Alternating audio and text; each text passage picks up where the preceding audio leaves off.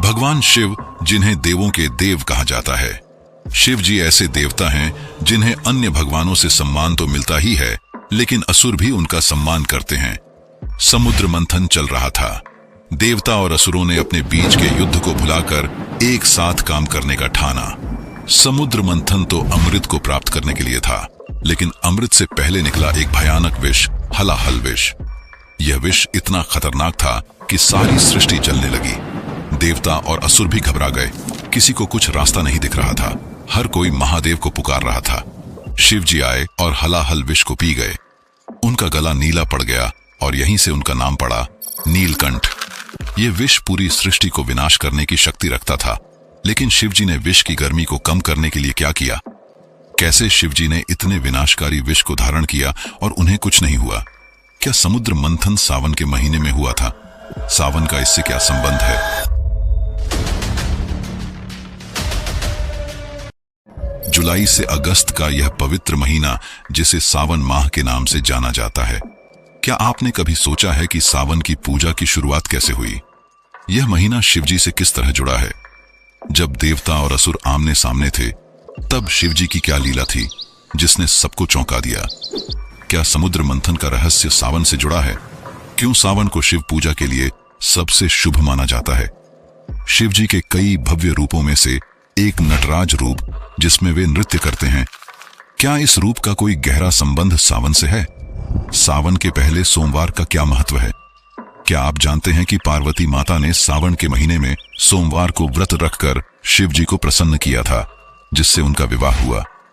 भगवान ब्रह्मा और विष्णु के बीच जो संवाद हुआ था, जिसके बाद शिव जी ने अपना सच्चा स्वरूप दिखाया और शिवलिंग की पूजा का आरंभ हुआ। आज मैं आपको एक ऐसी यात्रा में लेकर जाऊंगा जो रोमांच और रहस्यों से भरी है। इस वीडियो में आप जानेंगे कि क्या है समुद्र मंथन और सावन का रिश्ता। कहा जाता है कि सावन के महीने में अगर शिव जी की आराधना की जाए तो जीवन के सारे कष्ट मिट जाते हैं। एक ऐसी ही कथा है जो आज आप सुनने जा रहे हैं। यह कोई साधारण कथा नहीं होने वाली। इसमें आप जानेंगे कि देवों के देव महादेव रक्षक भी हो सकते हैं और विनाशक भी, साधु भी हो सकते हैं और नर्तक भी। वेद पुराण में लिखा है कि अगर किसी भी कथा को मन से पूरा सुना जाए और भगवान शिव की आराधना से उसका फल पूरी तरह से प्राप्त हो जाता है, तो कथा पूरी जरूर सुने। लेकिन अगर आप चैनल पर नए हैं तो वीडियो को लाइक करें और भगवान शिव का नाम लेकर कमेंट में जय भोलेनाथ जरूर लिखें।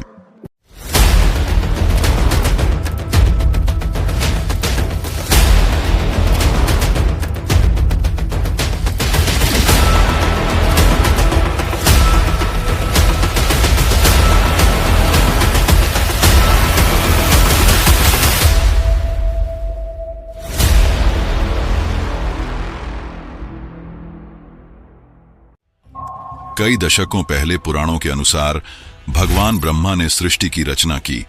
संसार अभी नया था, लेकिन एक युद्ध जिसका कभी कोई अंत नहीं हुआ। देवता और असुर आपस में लड़ते रहते, देवता अच्छाई के लिए और असुर बुराई के लिए।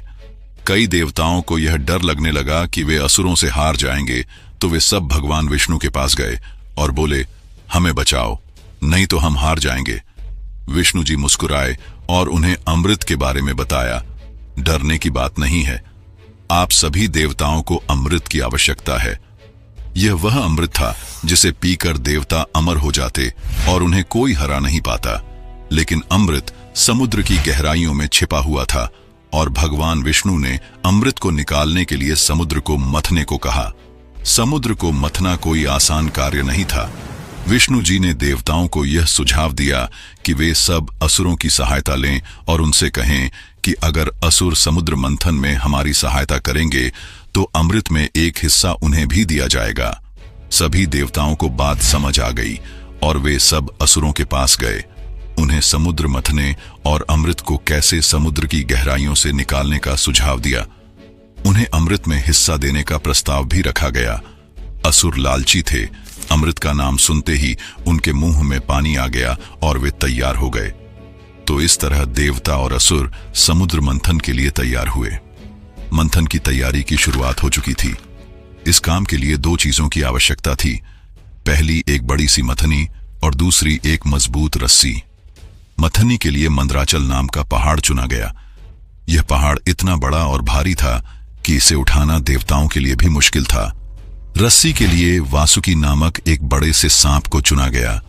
हर किसी को अमृत का लालच था और उसी लालच में वासुकी भी था। उसने अमृत में हिस्सा मांगा और मदद करने को तैयार हो गया। सभी असुरों और देवताओं ने मिलकर मंदराचल को समुद्र के बीच में रखा। वासुकी को उस बड़े से पहाड़ के चारों तरफ लपेट दिया गया।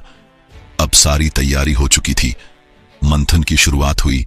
देवताओं ने वासुकी की पूंछ पकड़ी और असुरों ने उसका सिर। मंथन शुरू होने के कुछ समय बाद मंदराचल नीचे डूबने लगा। वह इतना भारी था कि समुद्र उसे संभाल नहीं पा रहा था। देवता और असुर परेशान हो उठे। देवता भगवान विष्णु से सहायता मांगने लगे और विष्णु जी ने एक बड़े से कछुए का रूप धारण किया और मंदराचल जैसे विशाल पहाड़ को अपनी पीठ पर उठा लिया। अब मंथन फिर से शुरू हुआ। मंथन चल रहा था। इतने शक्तिशाली देवताओं और असुरों के कारण समुद्र में बड़ी बड़ी लहरें उठ रही थीं जो आसमान को छू रही थीं। वासुकी सांप के शरीर से धुआं निकल रहा था। उसके मुंह की तरफ असुर थे और वासुकी के मुंह से इतनी गर्मी निकल रही थी मानो सभी असुरों का शरीर पिघल जाएगा। देवता भी थक गए थे। सबकी सांसें फूलने लगी थीं। अमृत का लालच ही ऐसा था कि इतनी कठिनाइयों और परेशानी के बाद भी कोई पीछे नहीं हटा, न ही देवता और न ही असुर। समुद्र में उथल पुथल मच गई। पानी में बुलबुले उठ रहे थे। ऐसा लग रहा था कि समुद्र गुस्से में है। मंथन चलता गया और समुद्र से कई चीजें निकलने लगी। पहले कुछ रत्न निकले, फिर कुछ सुंदर चीजों का आगमन हुआ। ये सब देख देवता और असुर खुश हो गए, लेकिन सबकी दृष्टि अमृत पर थी, जिसका एक छोटा सा संकेत भी किसी को नहीं मिल रहा था। फिर कुछ ऐसा हुआ जिसकी कल्पना किसी ने नहीं की थी और असुरों एवं देवताओं सबको चौंका दिया। समुद्र से एक काला और भयानक विष निकला, जिसे हलाहल विष का नाम दिया गया। यह जहर इतना भयानक था कि उसकी एक बूंद से पूरी दुनिया जल सकती थी। इस विष के चारों तरफ आग की लपटें थीं। समुद्र का पानी मानो उड़कर भाप बन रहा था। पानी के जीव जैसे मछलियां और कई अन्य जानवर मर रहे थे। वातावरण में एक बुरी गंध चारों ओर फैल गई थी। देवता और असुर डर गए। इंद्र बोले, हम तो अमृत चाहते थे, यह जहर कहां से आ गया? हलाहल विष समुद्र से बाहर आ गया था। चारों ओर डर का माहौल था। वातावरण काला, सारे पेड़ सूख गए थे और आसमान से पक्षी गिर रहे थे। धरती जलने लगी थी और असुर सभी देवताओं को दोष देने लगे थे कि यह सारी गलती उनकी है। उनकी वजह से हम भी खतरे में आ गए। विष का असर धीरे धीरे बढ़ता जा रहा था। समुद्र काला हो गया। हवा इतनी जहरीली हो गई कि देवताओं को सांस लेने में परेशानी हो रही थी। तभी इंद्रदेव ने सभी को इकट्ठा किया और कहा कि हमें महादेव की सहायता लेनी चाहिए। चाहे वो असुर हो या फिर कोई देवता, सब के सब सहायता के लिए महादेव को पुकारने लगे। हे महादेव, हमें बचाओ। उनकी आवाज कैलाश पर्वत तक पहुंची। महादेव कैलाश में विराजमान ध्यान में लीन थे, लेकिन जैसे ही उनकी आवाजें महादेव तक पहुंची, उन्होंने अपनी आंखों को खोला और इतने बड़े खतरे को महसूस किया जो पूरी सृष्टि का विनाश करने का सामर्थ्य रखता था। वे तुरंत उठे और समुद्र के पास आए। उनके चेहरे पर शांति थी। गले में सांप लिपटा था और हाथ में त्रिशूल चमक रहा था। उन्हें देखकर सबको थोड़ी राहत मिली। सभी महादेव के सामने हाथ जोड़कर खड़े थे। शिव जी ने हलाहल विष को देखा और उसके करीब गए। बिना कुछ कहे उन्होंने सीधे विष को अपने हाथ में उठाया। देवता और असुर हैरान हो गए, क्योंकि यह विष किसी को भी छूने मात्र से ही जलने की शक्ति रखता था। लेकिन शिव जी को कुछ नहीं हुआ। शिव जी ने सारे विष को अपने मुंह में डाला, लेकिन पेट में जाने से रोक दिया। हलाहल विष उनके गले से नीचे जा रहा था और अगर ऐसा होता तो शिव जी की मृत्यु हो जाती। माता पार्वती ने शिव जी के गले पर हाथ रखा और विष को नीचे जाने से रोक लिया। विष भगवान शिव के गले में अटक गया, न ही ऊपर गया और न ही नीचे, और उनका गला नीले रंग का हो गया। यही वह घटना थी जिसके बाद से शिव जी को नीलकंठ के नाम से भी जाना गया। जहर की गर्मी से उनका शरीर तपने लगा, लेकिन उन्होंने विष को पीकर सारे संसार को बचा लिया था। यह एक बहुत बड़ा बलिदान था जिसने असुरों और देवताओं को मानो एक नया जीवन दिया हो। लेकिन शिव जी का गला नीला पड़ गया। उनकी आंखों में शांति थी और चेहरे पर हल्की मुस्कान। ये एक बहुत बड़ा बलिदान था। शिव जी का शरीर लाल हो रहा था, विष अपना असर दिखा रहा था। उनके माथे से चमकती हुई बूंदें गिर रही थीं। शिव जी को देखने से ऐसा प्रतीत हो रहा था मानो उनका शरीर आग निगलने वाला है। देवता और असुर जो मंथन कर रहे थे, वे सभी यह देखकर डर गए। वे सभी सोच रहे थे कि भगवान शिव जी ने हमें मृत्यु के मुंह से निकाला है, उनकी ऐसी दशा हम कैसे देख सकते हैं। इंद्रदेव ने सभी देवताओं को बुलाया और इकट्ठा करके उन्हें कहा कि हमें शिव जी को ठंडक देनी होगी, नहीं तो यह गर्मी उन्हें और परेशान करेगी। इस समस्या का समाधान निकालने के लिए सभी देवता सोचने लगे। आगे की कथा और भी रोमांचक होने वाली है, तो वीडियो को लाइक जरूर करें। सबसे पहले सभी देवताओं ने मां गंगा से सहायता की प्रार्थना की। गंगा का पानी पवित्र और ठंडा होता है। कुछ देवता तुरंत हिमालय गए और वहां से गंगा जल को बड़े बड़े घड़ों में भरकर लाए और भगवान शिव के ऊपर डालना शुरू किया। जैसे ही पवित्र और ठंडा गंगा जल शिव जी के शरीर में गया, उनकी गर्मी थोड़ी कम हुई। उनकी त्वचा को अग्नि की भांति जल रही थी, वह कम होने लगी, लेकिन गर्मी पूरी तरह से कम नहीं हुई थी। तब एक देवता को याद आया कि शिव जी को बिल्व के पत्ते बहुत पसंद हैं। बिल्व पत्र यानी बेल के पत्ते ठंडे होते हैं और उनमें दैवीय शक्ति होती है। कई देवता वन में गए और बेल के पत्तों की तलाश करने लगे। उन्होंने पत्तियों को तोड़ना शुरू किया। खास तौर पर 3 पत्तों वाले बिल्व पत्र लाए, क्योंकि ये शिव जी को सबसे ज्यादा प्रिय हैं। फिर बहुत सारे बेल पत्तों को तोड़ने के बाद उन्हें शिव जी पर चढ़ाया गया। जैसे ही पत्तों को उनके शरीर पर रखा गया, गर्मी और शांत हुई। शिव जी ने यह देखा और प्रसन्न हो उठे और कहा, ये पत्ते और जल मुझे बहुत प्रिय हैं। जो भी मुझे ये चढ़ाएगा उसे मेरी कृपा अवश्य प्राप्त होगी। और तभी प्रकृति का चमत्कार हुआ। अचानक से बारिश शुरू हुई और जैसे ही बारिश की पहली बूंद शिव जी पर गिरी, उनके शरीर की गर्मी शांत हो गई। यहीं से जन्म हुआ सावन के महीने का, जिसमें आसमान से ठंडी ठंडी बारिश होने लगती है। पूरी धरती में मानो नए जीवन की गूंज चारों तरफ फैल जाती है। जैसे ही सावन की पहली बारिश का बूंद शिव जी के गले में गया, हलाहल विष की गर्मी कम हो गई। वह काला वातावरण जिसने देवता और असुर सबको डरा दिया था, वह हट गया और चारों तरफ हरियाली छा गई। हवा में ठंडक फैल गई। शिव जी ध्यान में बैठ गए। उनके चेहरे पर शांति थी और एक ऐसी भव्य शक्ति जो वातावरण के साथ साथ भगवान शिव के मन को भी शांत कर रही थी। यही वह पल बना जब सावन के महीने ने शिव जी को एक भव्य शांति दी और यह महीना उनके लिए खास बना। सावन की बारिश और बेलपत्र ने शिव जी के शरीर को ठंडक दी और तब से ही सावन में शिव जी की पूजा की परंपरा शुरू हुई। भक्त इस महीने में मंदिरों में जाते हैं, शिवलिंग पर गंगा जल चढ़ाते हैं और बिल्व पत्र अर्पित करते हैं। यह पूजा उस बड़े त्याग का चिन्ह है जो हमें भगवान शिव के बलिदान को याद दिलाता है। सावन का महीना केवल हलाहल विष से नहीं जुड़ा, बल्कि माता पार्वती की तपस्या और योगदान से भी जुड़ा है। पार्वती हिमालय की बेटी थीं। वे बचपन से ही शिव जी को चाहती थीं, लेकिन शिव जी तो साधु थे। वे कैलाश पर्वत पर अकेले रहते थे, भस्म लगाए, सांपों को गले में लपेटे।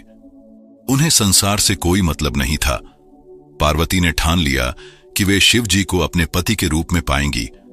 इसके लिए माता ने एक जंगल के एक बड़े से पहाड़ की ओर प्रस्थान किया और सावन के महीने में तपस्या शुरू की। सावन के सोमवार को वे शिव जी के नाम पर खास व्रत रखती। उन्होंने तपस्या शुरू की, लेकिन बारिश, ठंडी हवाओं से उनके सारे कपड़े पानी में भीग गए। उनके बाल तरबतर हो गए, लेकिन वे नहीं रुकी। बिना कुछ खाए, बिना जल पिए, बस दिन रात शिव जी की आराधना में डूबी रहीं। माता पार्वती की तपस्या आसान नहीं थी। वे ध्यान में लीन महादेव को याद कर रही थीं। तभी एक भालू जंगल से उनके पास आया और गरजने लगा, मानो वह भालू माता पार्वती पर हमला करने के लिए तैयार खड़ा है। लेकिन उनकी भक्ति इतनी मजबूत थी कि उन्होंने अपनी आंखें नहीं खोलीं और थोड़ी देर बाद भालू शांत होकर भाग गया। एक रात पर्वत पर जमकर बारिश हुई, इतनी कि पर्वत से पानी झरने की तरह गिर रहा था। पार्वती का आसन हिलने लगा था। उनका शरीर ठंड के मारे कांपने लगा था। लेकिन उनके मन में केवल एक ही नाम था जो शिव जी का था। पार्वती के पिता और उनकी सखियां चिंतित हो गईं और उन्हें तपस्या छोड़ने को कहा और यह भी कहा कि अगर वे तपस्या चालू रखेंगी तो वे बीमार हो जाएंगी। लेकिन पार्वती ने जवाब दिया, मेरा प्यार सच्चा है, अगर शिव जी को पाना है तो मुझे यह सब करना ही होगा। उनकी निष्ठा और दृढ़ता देख प्रकृति ने भी उनका साथ दिया। बड़े बड़े पेड़ों ने उन्हें बारिश से बचाया और चारों तरफ फूल खिल उठे, जिसके कारण वातावरण में खुशबू फैल गई। माता पार्वती का यह प्रेम देख शिव जी का दिल पिघल गया, पर उन्होंने पार्वती की परीक्षा लेने का निश्चय किया। वे एक बूढ़े साधु के रूप में उनके सामने आए। साधु ने कहा, तुम यह तपस्या क्यों कर रही हो? शिव तो भस्म लगाने वाला साधु है, उसे पति बनाकर क्या करोगी? वह तो जंगल में सांपों के साथ रहता है। पार्वती ने जवाब दिया, मुझे उनके रूप से मतलब नहीं, मैं उनके दिल को चाहती हूं, वे मेरे लिए सब कुछ हैं। यह सुनकर भगवान शिव प्रसन्न हुए और अपने असली रूप में आ गए। उन्होंने पार्वती को कहा, हे देवी, तुमने अपनी भक्ति से मेरा दिल जीत लिया है, अब से मैं तुम्हारा हूं। इस तरह पार्वती और शिव जी का सावन में विवाह हुआ और यह महीना भक्ति और प्रेम का एक अनोखा त्योहार बना। सावन में शिव पूजा से वैवाहिक सुख और प्रेम की कामना पूरी होती है। सावन का महीना शिव जी की पूजा और आराधना के लिए इसलिए खास है क्योंकि बेलपत्र और गंगा जल से उन्हें ठंडक मिली। भक्त सावन में शिवलिंग पर जल और बिल्व पत्र चढ़ाते हैं। सोमवार के व्रत और रुद्राभिषेक से शिव जी की कृपा मिलती है। अब इस कथा के अगले पड़ाव में हम जानेंगे कि कैसे देवता और अर्षिमुनि सोच में पड़ गए कि इस सृष्टि की असली रचना किसने की। एक दिन स्वर्ग में एक बड़ी सभा आयोजित की गई। सभी देवता एकत्र हुए और एक साथ बैठे थे। तभी आकाश में एक बड़ी सी दैवीय रोशनी का आगमन हुआ, जिससे एक भव्य लिंग प्रकट हुआ। यह लिंग किसी आम पत्थर से नहीं बना था। यह इतना बड़ा था कि इसका एक सिरा आसमान को छू रहा था और एक सिरा धरती के अंदर समाकर गायब हो जा रहा था। इतना बड़ा और भव्य लिंग जिससे चमकती रोशनी आ रही थी, जो पूरे संसार से देखी जा सकती थी। देवता जो स्वर्ग की सभा में आए थे, वे परेशान हो गए। उनके मन में सवाल आया कि यह क्या है, इसके पीछे का क्या रहस्य है। कोई इसे नहीं समझ पा रहा था। तभी नारद मुनि आते हैं और कहते हैं कि यह कोई साधारण चीज नहीं हो सकती, हम सभी को मिलकर इसका सिरा ढूंढना पड़ेगा। सभी देवताओं ने फैसला किया कि वे इस लिंग का रहस्य खोजेंगे। कुछ देवता ऊपर गए, कुछ नीचे, लेकिन जितना वे कोशिश करते उतना ही यह लिंग और बड़ा होता जाता था। आखिरकार सभी थककर वापस लौट आए। जब सारे देवताओं ने हार मान ली थी, तभी उस लिंग में से एक आवाज गूंजी और शिवजी प्रकट हुए। उनका रूप इतना भव्य था कि सभी देवताओं की आंखें बंद हो गई थीं। उनके माथे पर चंद्रमा चमक रहा था, गले में सांप लिपटा था और हाथ में डमरू नाच रहा था। भगवान शिव ने बोला, हे देवताओं, क्या तुम मेरे इस रूप का रहस्य जानना चाहते हो? शिव जी वही शक्ति हैं जिन्होंने इस संसार की रचना की।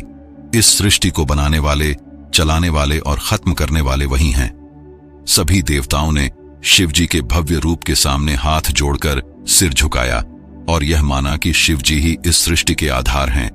शिव जी मुस्कुराए और कहा, जो मेरे इस लिंग की पूजा करेगा उसे मेरी कृपा मिलेगी। खासकर सावन में जब बारिश का पानी और बेलपत्र मेरे इस रूप को ठंडक देंगे, मैं अपने भक्तों की हर पुकार सुनूंगा। इस तरह शिवलिंग की पूजा की शुरुआत हुई। चलिए अब मैं आपको सावन में भगवान शिव जी की पूजा करने की कुछ खास परंपराएं बताता हूं, जिससे शिव जी की कृपा आप पर बनी रहेगी, तो आगे जरूर सुने। सावन में भक्त गंगा नदी से कांवर में जल लाते हैं। वे इसे कंधों पर ले जाकर मंदिरों में शिवलिंग पर चढ़ाते हैं। यह यात्रा मुश्किल होती है। भक्त नंगे पैर चलते हैं और रास्ते में भजन गाते हैं। यह उनकी भक्ति और मेहनत को दर्शाता है। सावन के हर हफ्ते का पहला सोमवार यह दिन बहुत चमत्कारी होता है। भक्त इस दिन उपवास रखते हैं और भोजन में फल खाते हैं, जिससे माता पार्वती और भगवान शिव दोनों का ही आशीर्वाद भक्त को मिलता है। सावन का हर सोमवार एक बहुत शुभ दिन माना जाता है। इस दिन एक विशेष रुद्र अभिषेक किया जाता है। रुद्राभिषेक में शिवलिंग को दूध, दही, शहद, घी और गंगा जल से स्नान कराया जाता है। रुद्र अभिषेक भगवान शिव के रुद्र रूप को प्रसन्न करता है। सावन के महीने में महामृत्युंजय मंत्र का जाप करना बहुत शुभ माना जाता है। यह मंत्र भगवान शिव को समर्पित है और इसे जपने से उनकी कृपा मिलती है। यह मंत्र बीमारियों, मुसीबतों और नकारात्मक शक्तियों से रक्षा करता है। साथ ही यह मन को शांति और शरीर को स्वस्थ रखने में मदद करता है। भक्त इस मंत्र को मंदिरों में या घर पर 108 बार जपते हैं, क्योंकि 108 की संख्या हिंदू धर्म में पवित्र मानी जाती है। आज भी सावन का महत्व हमारे हिंदू धर्म में बहुत है। लाखों लोग शिव मंदिर में जाते हैं, जो भक्ति का एक अनोखा रूप है। कई किलोमीटर भक्त कांवर यात्रा में नंगे पांव चलते हैं। चारों तरफ फूलों की खुशबू, बारिश मानो धरती फिर से नई हो गई हो। तो अब मैं कथा को यहीं समाप्त करना चाहता हूं।